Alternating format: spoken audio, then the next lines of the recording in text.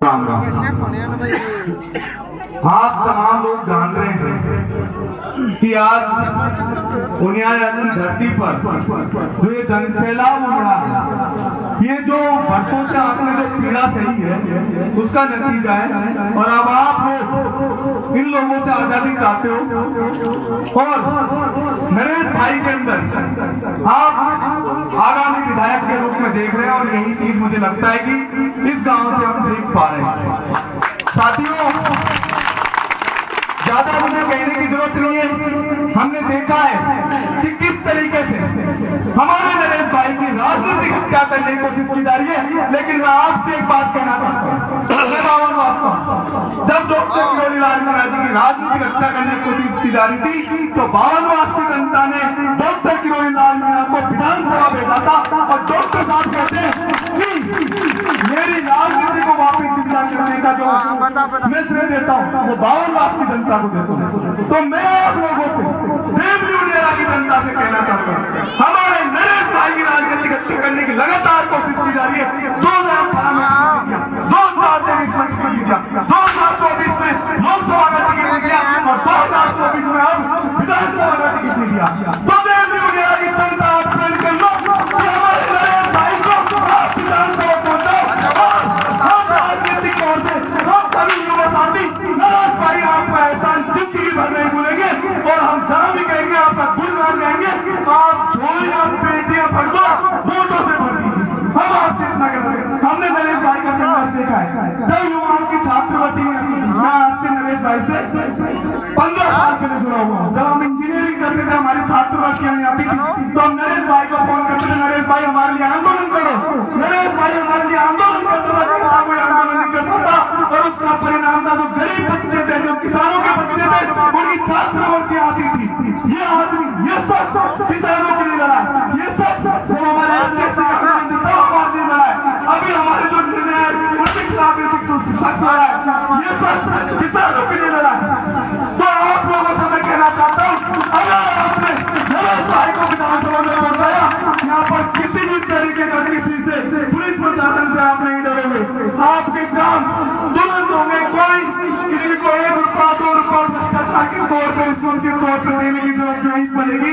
ये हम सीधा आपसे कहना चाहते हैं। तो आप लोगों से एक ही निवेदन है, प्लीज हमारे भाई की लाज रखो, हम युवाओं की लाज रखो, समाज की लाज रखो। जो आपसे उम्मीद कर रहा है देवली उनियारा की जनता से, पूरे राजस्थान देश भर की नजर है देवली उनियारा की जनता पर। ये आखिरकार देवली उनियारा की जनता के साथ फैसला लेती है। तो कम से कम जो लोग पूरे देश भर की जनता देवली उनियारा की जनता से जो उम्मीद कर रही है उस उम्मीद पर आप लोग खड़ा उतरिए और नरेश भाई का साथ दीजिए। इंकलाब इंकलाब, तुम संघर्ष करो, तुम संघर्ष करो, तुम संघर्ष करो।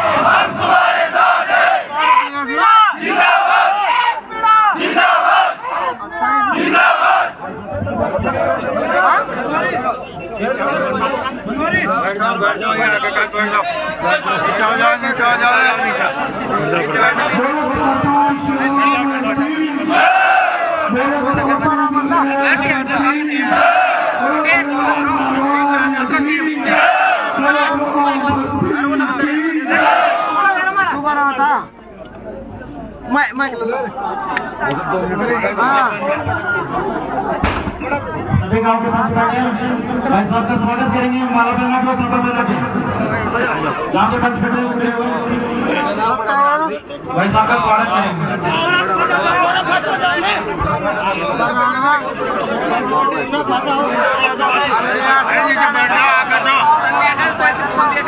नरेश मीणा, नरेश मीणा, नरेश मीणा, इंक्लाब, इंक्लाब, इंक्लाब।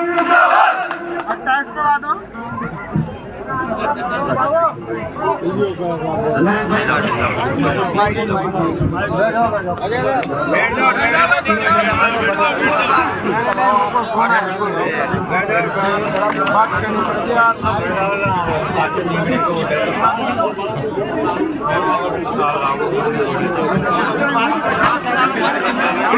इंकलाब, इंकलाब। मेरी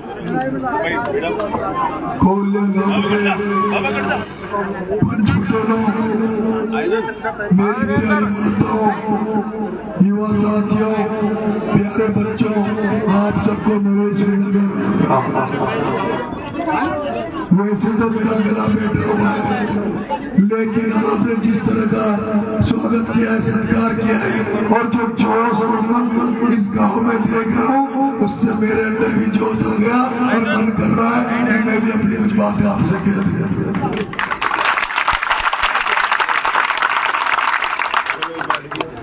आप सबको पता है कि मैंने इस बार यहाँ से विधानसभा से कांग्रेस का टिकट मांगा था और बहुत मजबूती से, बहुत दमदारी से टिकट मांगा था। और जिस तरह से मेरे टिकट की वकालत जिस नेता ने करी, उसका राजस्थान में बहुत बड़ा कद है, उसका नाम है प्रहलाद गुर्जर। जिस प्रहलाद गुर्जर के लिए मैंने कोटा में वोट मांगे, मैंने कोटा में जिनका साथ दिया, उस प्रहलाद गुर्जर ने, उस देवनाथ भगवान के बेटे ने, उस साधु माता के बेटे प्रहलाद गुंजल ने वीटो तोड़कर, सारे लिमिटेशन को तोड़कर और खुले तौर पर नरेश मीणा के लिए टिकट मांगा था। और मुझे अंदाजा लगा था, जिस तरह की गुंजल साहब की हाईकमान में भी पकड़ थी, और जिस तरह से इस बार मुझे भी भरोसा था कि इस बार तो सारे नेता मेरे से खुश है, इस बार तो मुझे टिकट मिल जाएगा। क्योंकि पायलट साहब का एरिया था, पायलट साहब भी तैयार थे, टोटा साहब जी भी तैयार थे, अशोक गहलोत साहब भी तैयार थे, और दिल्ली में कुछ नेता बैठे थे, वो भी मेरे लिए तैयार थे कि इस बार इस युवा को मौका देंगे। लेकिन जो हमारे समाज के जो नेता बैठे, जो सोचते हैं केवल हमारे परिवार तक राजनीति सीमित रहे, केवल हमारे बच्चों तक राजनीति सीमित रहे, उन लोगों ने वीटो कर दिया और वीटो करके आपके बेटे का टिकट कटवा दिया। चीजें अंदर बहुत रखी है। आइए, केवल पहली बार टिकट नरेश मीणा का नहीं कटा। अरे मैं तो जब छबड़ा ने टिकट मांग रहा था, तब भी यही के किसी बड़े नेता ने तब भी किसी को फोन किया था कि नरेश को टिकट मत देना, वो तो जनरल सीट है, और वहां पर एक राजपूत को टिकट मिला था। लेकिन मैं जब देख रहा था, और जब ये भरोसा उठ गया, इस बार जब टिकट कटा, तब एकदम निराश हो गया था। आपके अलीगढ़ की धरती पर धरना देके बैठा था कि जब लिस्ट आएगी तो मेरा नाम 100% आएगा, 200% आएगा।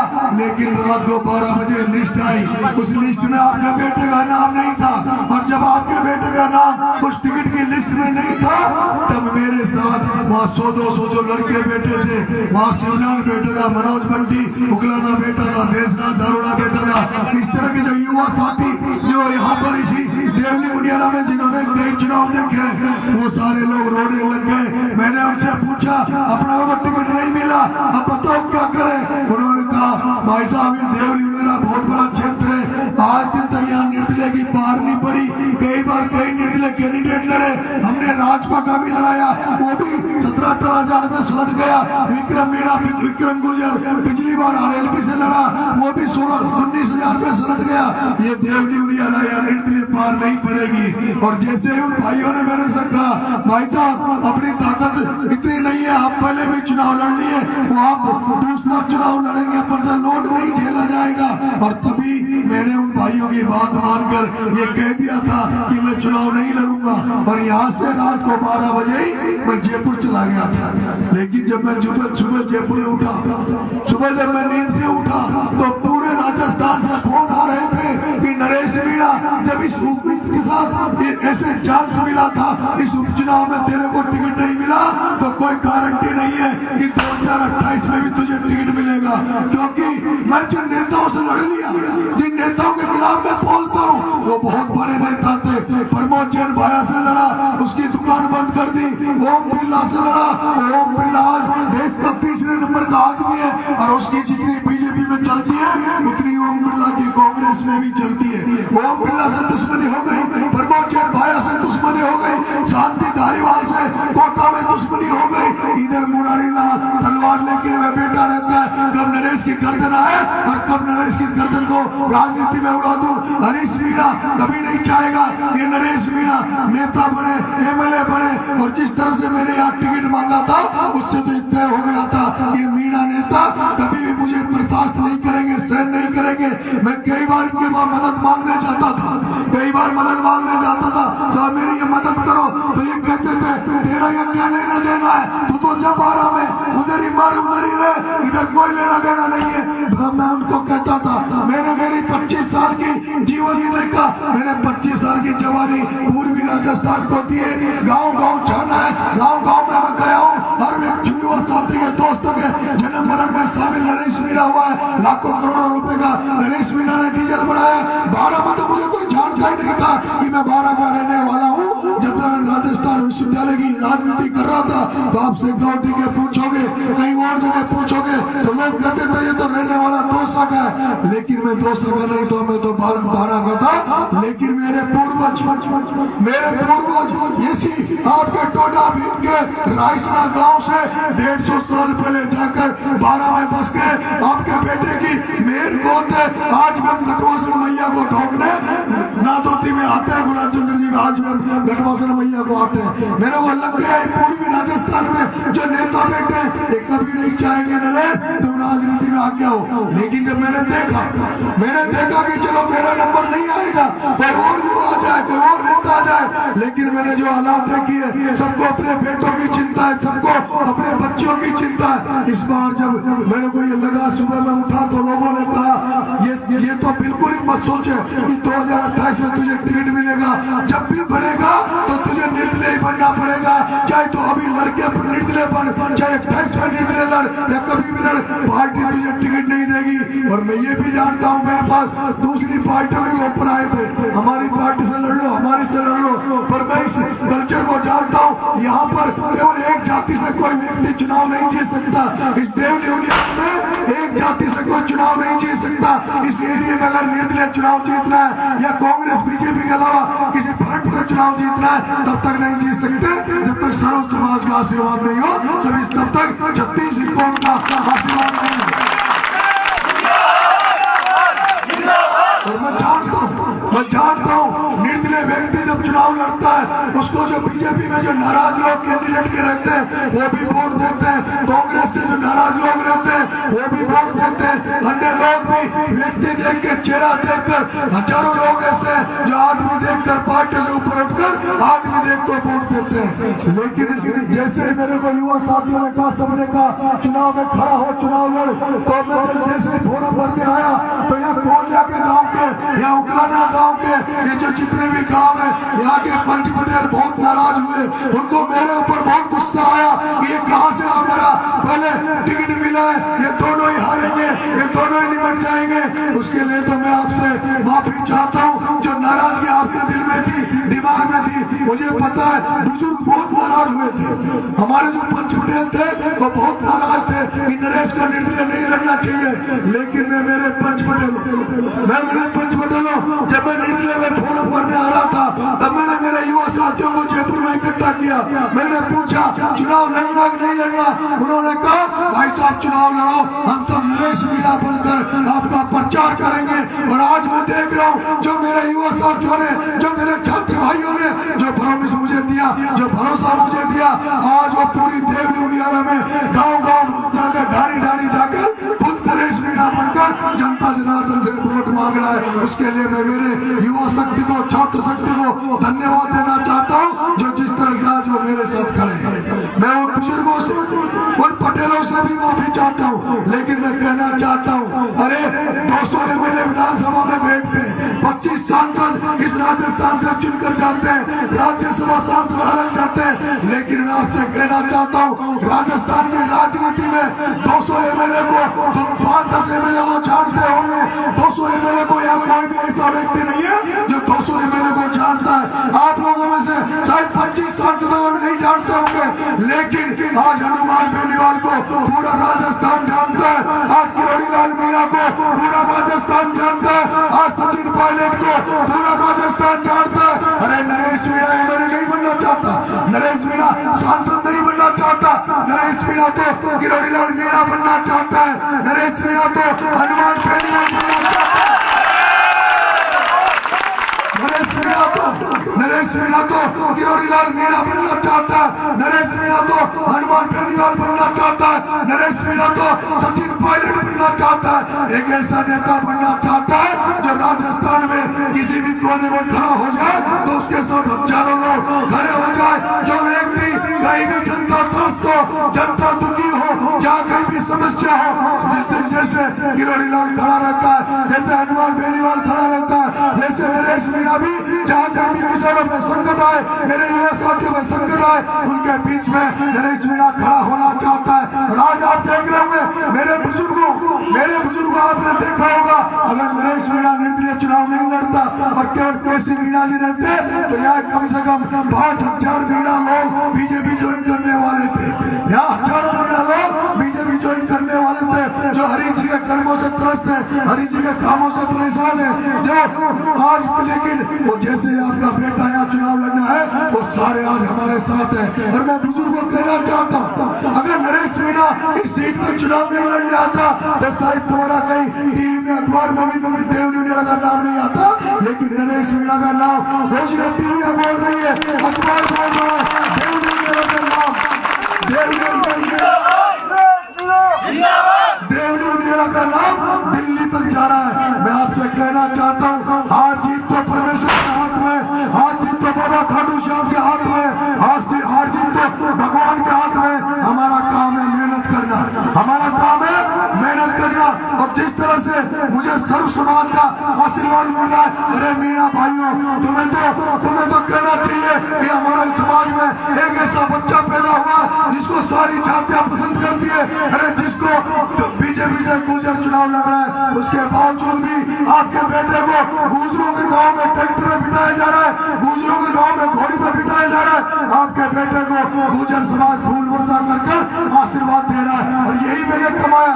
मैं पायलट साहब के साथ रहा, मैं प्रहलाद गुंजर के साथ रहा, मैंने जो गुजर समाज के लिए किया, आज गुजर समाज उसका पूरा मुझे उसका सूद सहित ब्याज सहित मुझे चुका रहा है। मैं आपसे निवेदन करना चाहता हूँ, सर्व समाज आपके बेटे को वोट देने के लिए तड़प रहा है। जिस रोड से निकलता हूँ सर्व समाज सड़कों पे आ जाता है।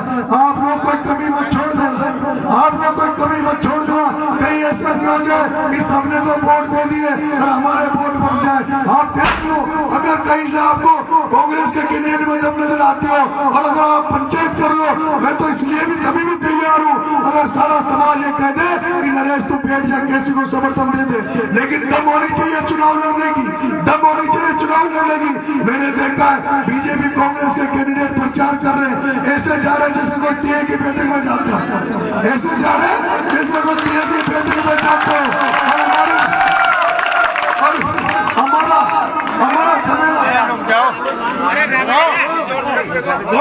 हमारा झमेला जहाँ से निकल रहा है, हमारा काफिला जहाँ से निकल रहा है, ऐसे लग रहा है जैसे नरेश मीणा की फिर से बरात निकल रही है, जैसे नरेश मीणा की जिस रोड से सेना निकल रही है, कहीं घोड़ी पर बैठ रहे हैं, कहीं उड़ पर बैठ रहे हैं। अरे मेरे भाइयों, आज तो गाँव में भी कह रहे, शहरों में बैठे लोग भी कह रहे, सारे में शहर में बैठे, कस्बों में बैठे जनरल कास्ट के लोग कह रहे, व्यापारी कह रहे कि ये लड़का कहाँ से आया है, ये लड़का कहाँ था जो आज जिसमें लड़के ने 25 तारीख से और 8 दिन में देवरी में चप्पे चप्पे में नाम हो गया, जिसका जबान पर नाम है। क्या कोई पहले चुनाव हुआ है आपके? क्या कभी आपने ऐसा देवरी में चुनाव देखा? हार जीत का तो पता नहीं, पर नरेश मीणा ने कम से कम एकता तो ला दी, कम से कम ताकत तो दिखा दी ना। मेरे भाइयों, आज हमारे साथ सैकड़ों गाड़ियां चल रही थी, पुलिस वाले दूर से कैमरे लगा रहे थे, उनकी औकात रही थी कि नरेश मीणा के काफिले के साथ आ जाए। चुनाव हो रहा है, चुनाव आचार संहिता होती है, लेकिन आपका बेटा ये कहना चाहता है, आपका बेटा ये कहना चाहता है, अगर आपके बेटे को आपने विधायक बना दिया, आपने एमएलए बना दिया, तो जैसे पिछली बार किरोड़ी लाल जी ने प्रतिपक्ष की भूमिका निभाई थी, उसी तरह से अगर एमएलए बन गया तो विधानसभा की टेबल भी ठप ठप करेगी और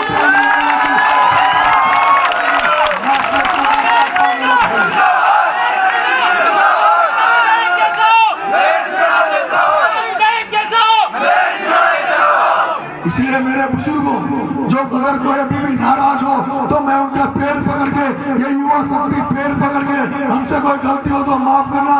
लेकिन चुनाव में हार जीत होती रहती है, हार जीत मायना नहीं रखती। लेकिन ये देवली इंडिया की धरती, यहाँ की जनता ये याद जरूर रखेगी। मैं आपको एक उदाहरण देता हूँ। किरोड़ी लाल जी मीणा को एक बार बारी से टिकट दिया तो दलजी सिंह चीकू के खिलाफ। किरोड़ी लाल जी मीणा साहब को बारी से दलजी सिंह चीकू के खिलाफ टिकट दिया था। और वहाँ भी जैसे आज यहाँ झमेला लग रहा है, जैसे यहाँ मेला लग रहा है, ऐसे किरोड़ी लाल जी के लिए राजस्थान से लोग गए थे। क्योंकि जो चीकू जो चुनाव लड़ रहा था कांग्रेस पार्टी का, वो चीकू सारे बच्चे उस चीकू के घोंक देते थे। उस जमाने में चीकू के घर में हेलमेट था और राजीव गांधी का साधु था। लेकिन जब किरोड़ी लाल अपनी सेना के साथ जब धौलपुर के उस बारी में चुनाव लड़ा तो चीकू सड़क में आ गया। उसकी मां ने पहली बार वोट मांगे और उसके बाद किरोड़ी लाल चुनाव तो हार गया। किरोड़ी लाल बारी में चुनाव तो हार गया। उस चुनाव में किरोड़ी लाल ने एक नारा दिया था कि जो हमारे जो लोग थे वो मजदूरी, हमारे जो लोग थे वो चीकू की खाने थी, माइंस थी। चीकू की खानों में हमारे लोग मजदूरी करते थे। तब किरोड़ी लाल ने नारा दिया था कि अब मजदूरी नहीं करने दूंगा, जिसका हथौड़ा है उसी की खान होगी। और जो हमारे लोग जो हथौड़ा खानों में चलाते थे, किरोड़ी लाल चुनाव में हार गया। लेकिन उसने वो आंदोलन किए और आज की तारीख में आप धौलपुर में जाओ, हमारे लोगों की सारी खाने हमारे लोगों की, हमारे लोग वहाँ मजबूत हो गए। मैं आपसे कहना चाहता हूँ, उसके बाद आप सब लीडर बने और उसके बाद उस चीकू की माँ ने उस किरोड़ी लाल को बुलाकर ये कहा कि मैं तो सोचती हूँ मेरा बेटा टाइगर है, लेकिन मैंने दूसरा टाइगर किरोड़ी लाल नाम का देखा जिसने हमें सड़क पर उतार दिया। मैं आपसे कहना चाहता हूँ, ये चुनाव परसों तक याद किया जाएगा। ये विधानसभा का चुनाव परसों तक याद किया जाएगा कि देवली में उपचुनाव हुआ था और वो इतना खतरनाक हुआ था जिसमें हजारों लोग केवल रोड शो में टूर में जा रहे हैं। अरे ये जो बीजेपी कांग्रेस वाले हैं ना, ये हेलीकॉप्टर उतारते हैं, पैसे देके गाड़ी घोड़ी मंगाते हैं, तो इनके पास इतनी संख्या नहीं होती जितनी संख्या हमारे प्रचार में साथ चल रही है।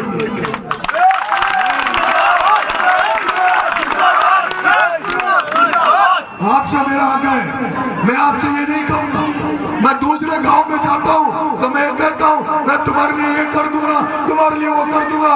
मैं तुमसे कुछ नहीं कहूंगा, मैं तो सिर्फ ये कहूंगा आप लोग जो पंच पटेल बैठे, मुझे पंच पटेलों की जरूरत है, मुझे बुजुर्गों की जरूरत है, मुझे पगड़ी धारकों की जरूरत है, मुझे सापे वालों की जरूरत है। ये युवा सेना तो हजारों की तादाद में मेरे साथ है, लेकिन बुजुर्गों का मुझे आशीर्वाद चाहिए।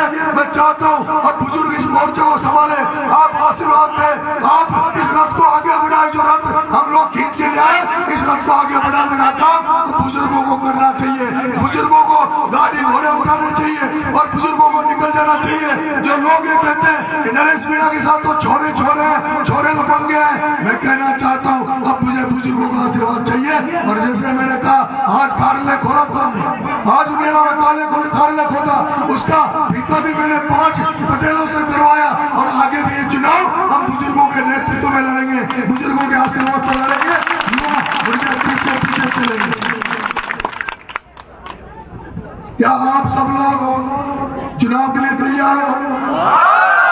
वोटिंग के लिए तैयार हो? कितने वोट है इस गांव में? 1800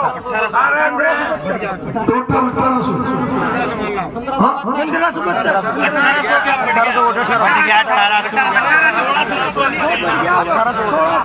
अभी कोलिया गांव में 1800 वोट है। कितने डालोगे?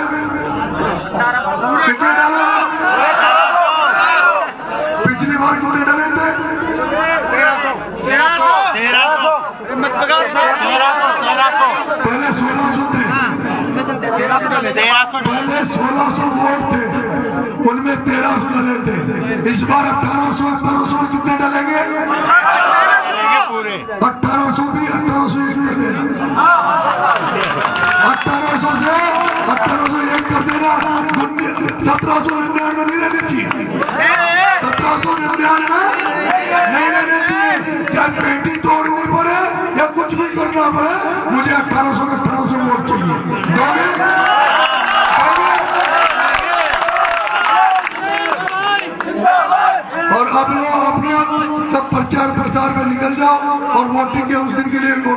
निकाल लें। जो इस गाँव के युवा साथी है वो वोटिंग लिस्ट लेके अभी टिक कर लेना, कौन सा वोट गाँव में नहीं है उसमें टिक कर लेना, उसकी तैयारी करना और उसके बाद में पूरा मतदान करना। और यही बात अपने आसपास जितने भी गाँव है सबसे कहो, एक ही टारगेट रखो, एक ही टारगेट रखो, 100% वोटिंग होनी चाहिए, 100% वोटिंग होनी चाहिए। चाहे जो ऊपर चले गए ना कोई आदमी और उसका वोटिंग लिस्ट में नाम है, उसकी भी इच्छा है कि नरेश मीणा का वोट डले, वो आप जानो, ठीक है। वोट सबका, वोट एक भी नहीं देना चाहिए, जिसका वोटिंग लिस्ट में नाम है उसका वोट डलना ही डलना चाहिए। बहुत बहुत धन्यवाद, माताओं को बहुत बहुत धन्यवाद, इतनी रात को आप अपने बेटे को आशीर्वाद देने आई हो, उसके लिए बहुत बहुत धन्यवाद। अगर आप चलेंगे ना, आप सबका बहुत बहुत धन्यवाद। और अब मेरे को भरोसा हो गया कि जिस तरह से बुजुर्ग और युवाओं का आशीर्वाद है इस चुनाव को हम फतेह करेंगे। बहुत बहुत धन्यवाद।